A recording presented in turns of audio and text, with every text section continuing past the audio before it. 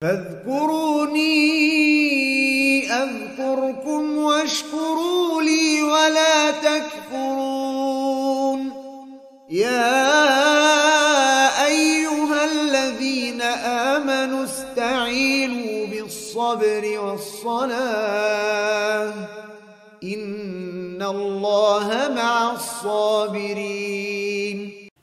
Bapak Ibu yang dimuliakan Allah, kita hidup di permukaan bumi sekarang ini, dan apabila kita menyaksikan kehidupan kita di permukaan bumi bersama orang-orang yang hidup bersama kita di zaman kita sekarang ini, di waktu kita sekarang ini, di tahun-tahun kita sekarang ini, di masa kita sekarang ini, maka satu hal yang sangat terlihat nyata bahwa orang sangat takut untuk mendapatkan sesuatu yang dia anggap asli ternyata palsu.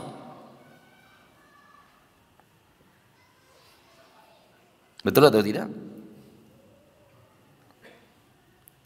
Perhatikanlah, ketika orang ingin membeli jam tertentu dengan merek tertentu, pasti dia bertanya bagaimana cara membedakan merek yang asli agar saya tak terkecoh dikatakan asli ternyata palsu.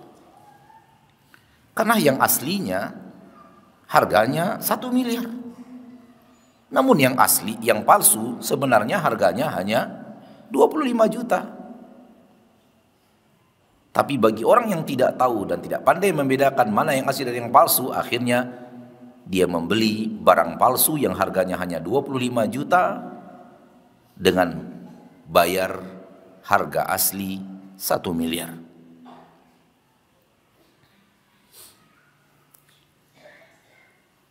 Sehingga akhirnya manusia takut, harus mencari orang yang mengerti bagaimana membedakan asli, bagaimana di mana yang jual barang asli, bagaimana caranya supaya saya tidak tertipu. Dan itu tidak hanya kepada jam, sampai kepada sendal. Bukankah di merek-merek tertentu ada orang yang takut salah beli sendal? Maksudnya yang asli, ternyata yang kantau.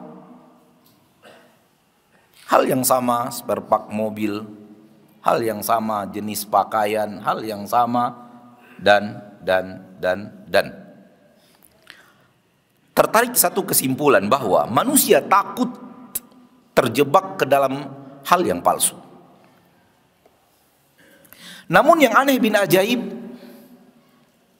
kalau untuk benda dan barang, kalau untuk apa yang dibeli, mereka takut menjadi korban kepalsuan. Namun hari demi hari mereka rela dibuai oleh kepalsuan.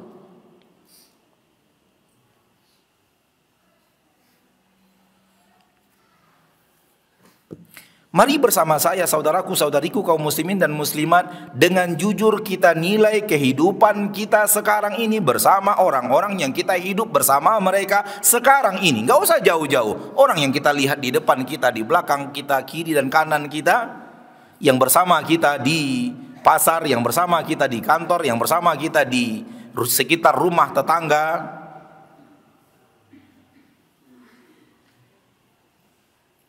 Rela hari demi harinya dibuai kepalsuan.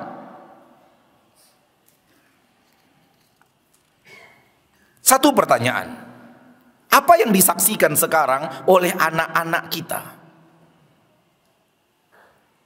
Mereka nonton apa? Pertanyaan yang sama, apa yang disaksikan, apa yang ditonton oleh remaja-remaja kita? Pertanyaan yang sama, apa yang ditonton oleh orang-orang dewasa?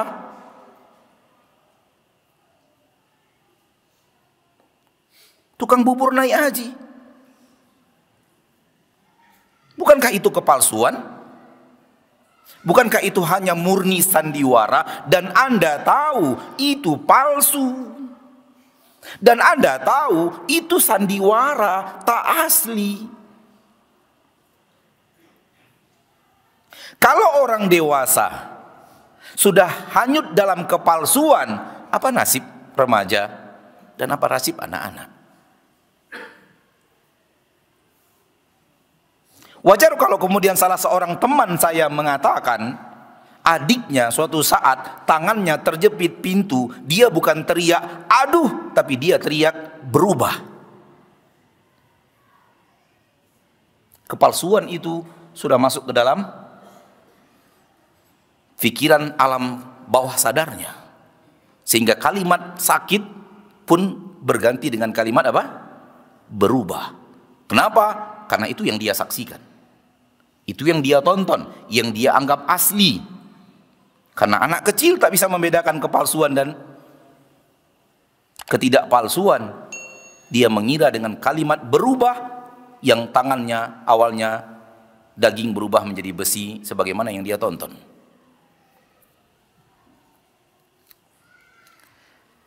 Hal yang sama, apa yang dibaca oleh anak-anak kita sekarang? Apa pula yang dibaca oleh remaja-remaji kita? Apa pula yang dibaca oleh pria dan wanita dewasa zaman kita sekarang? Hal yang sama, pertanyaan ketiga, apa hasil dari semua itu? Hasilnya adalah nihil. Kenapa? Palsu. Si kecil tak menemukan pahlawan-pahlawan palsu yang dia saksikan bertahun-tahun. Si remaja dan remaji pun tidak menemukan bintang-bintang palsu yang selama ini dia jadikan idola dalam hidupnya.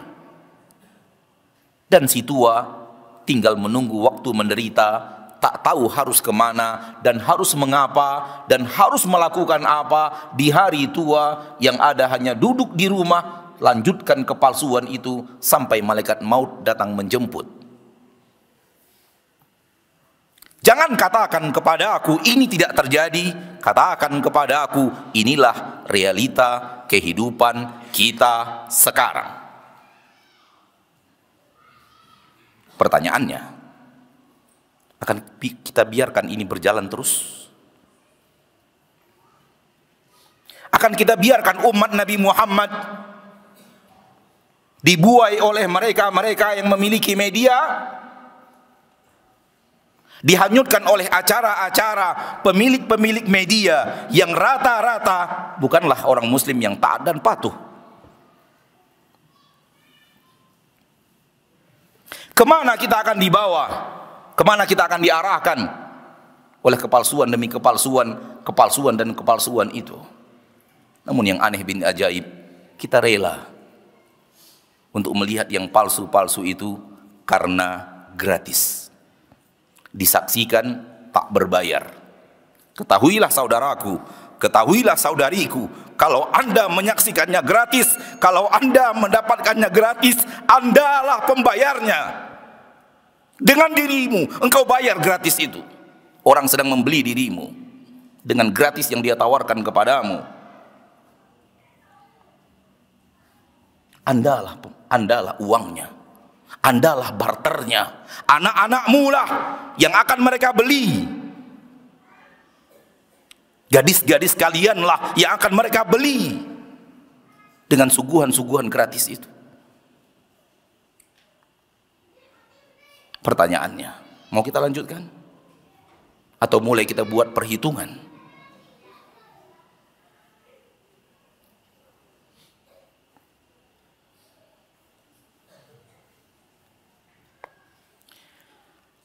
Sulit untuk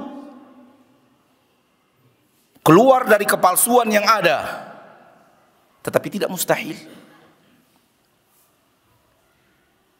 Sulit untuk keluar dari media-media yang sudah merajalela, tapi tidak mustahil. Jalan ke surga memang berat, jalan ke neraka memang lezat. Tinggal kita pilih mau ngambil jalan berat, ujungnya surga, atau ikut dengan jalan lezat kita tahu mau kemana. Karena dalam tayangan-tayangan tadi, dalam tontonan-tontonan tadi, kita pun tahu apa yang ditayangkan, dan apa yang ditontonkan, dan apa yang ditampilkan untuk dibaca, apa yang ditampilkan untuk disaksikan. Silahkan tanya diri sendiri, jangan tanya ustadz, jangan tanya ulama, jangan tanya kiai, jangan tanya para ahli ilmu, jangan tanya buya. Tanya diri sendiri, tontonan itu akan membawa kita ke surga atau akan membawa kita ke neraka? Jawab sendiri. Anda sudah punya cukup ilmu yang Allah berikan kepadamu untuk menjawab semua itu.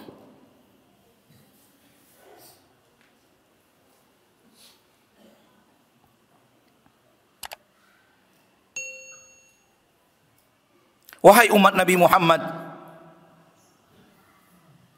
zaman kita adalah zaman kelemahan, di mana Nabi SAW mengatakan kita bagaikan buih-buih banjir yang tidak punya pendirian, hanya ikut arus yang bermain di bawah. Tidak punya tempat bergantung ke atas yang kuat.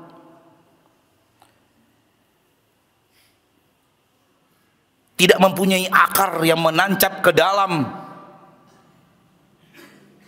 sehingga bertahan ketika arus datang, disebabkan ada tempat bergantung yang kuat, disebabkan ada tempat berpijak yang sangat kuat. Itulah nasib buih.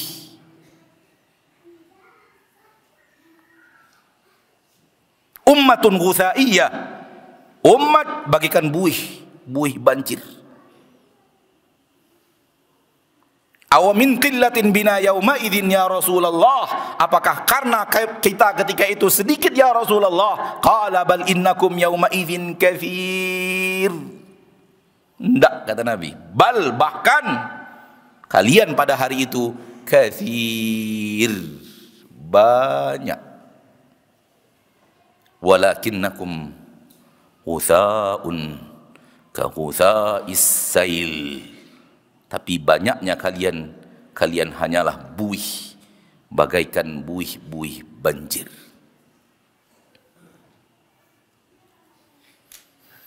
Kita anggap dengan mendatangkan alat itu di rumah kita menjadi modern. Kita anggap ketika kita membelikan alat itu untuk anak kita tidak ketinggalan zaman. Ya, kalau dimanfaatkan dengan baik dan benar. Pertanyaannya, sudah baik dan benarkah cara kita memanfaatkannya? Sudah baik dan benarkah cara anak-anak kita memanfaatkannya? Sudah baik dan benarkah cara pengawasan kita terhadap pemakaian anak-anak kita?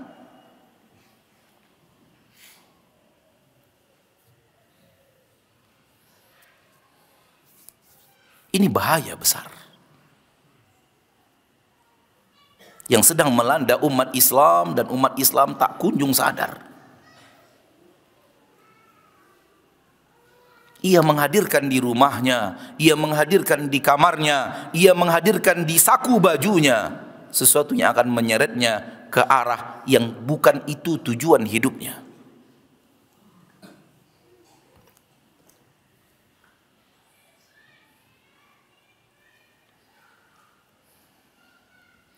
Akhirnya mulai terjauh dari agama. Padahal agama itulah dia al-asil, sesuatu yang benar-benar asli.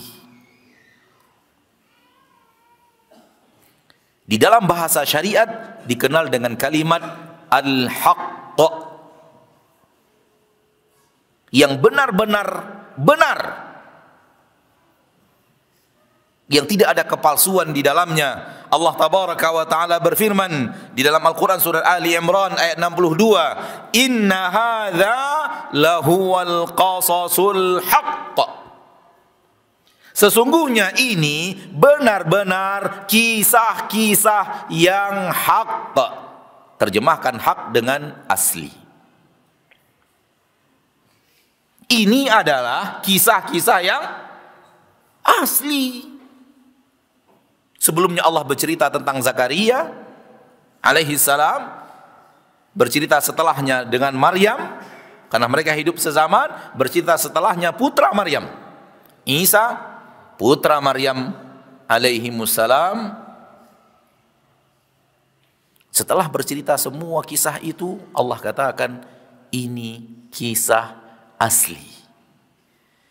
Di dalamnya ada pemahaman balik yang kalian baca, yang kalian saksikan, kisah palsu.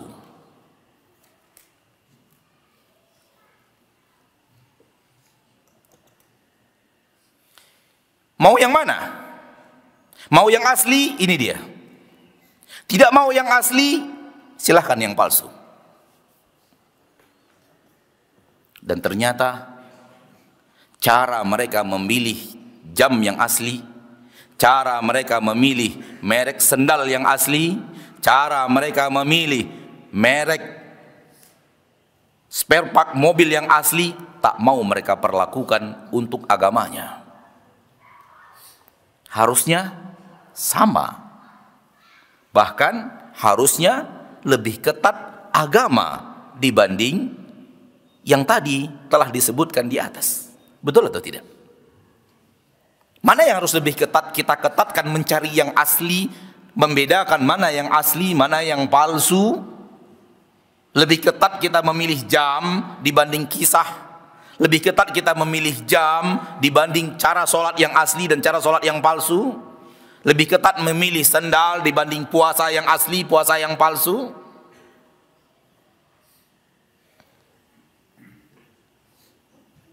Ayolah, bangkitkan sedikit kejujuran di hati kita dan gandengkan dengan nalar berfikir yang telah Allah turunkan.